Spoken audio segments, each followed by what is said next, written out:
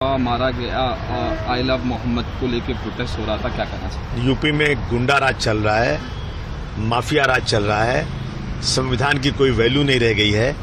Police को power इतना दे दिया गया है कि जिसको चाहे हाथ पैर तोड़ दो, जिसको चाहे उठा के जेल 2-4 साल के लिए भेज दो, ये हो रहा है। मैं खुली निंदा करना चाहता हूँ।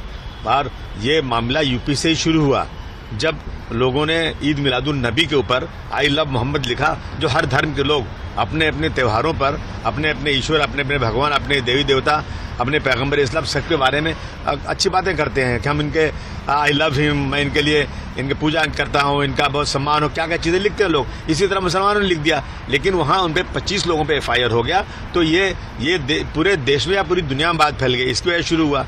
मैं समझता हूँ कि पुलिस को अगर कोई चीज़ गैर कानूनी हो रही है तो पुलिस को उस पर नोटिस देना चाहिए, उस पर बुलाना चाहिए, बात करना चाहिए, केस करना चाहिए। लेकिन इस तरह से लाठीचार्ज करना, मैं समझता हूँ ये बर्बरता है, बहुत बड़ा नाइंसाफी है। इसके ऊपर पुलिस के ऊपर जो है ना सख्त कार्रवाई होना चाहिए। यहाँ के एक मिनिस्टर हैं, वो भी लिखते हैं आई लव महादेव इस तरह से, और फिर नहीं लिखे ना, जिसको लिखना लिखे, हमें क्या। लेकिन ये सिर्फ किसी को चिढ़ाने के लिए या उसके कंपेरिजन में जब कोई त्यौहार आता है तो लिखते हैं, आप लोग सभी लिखते हैं।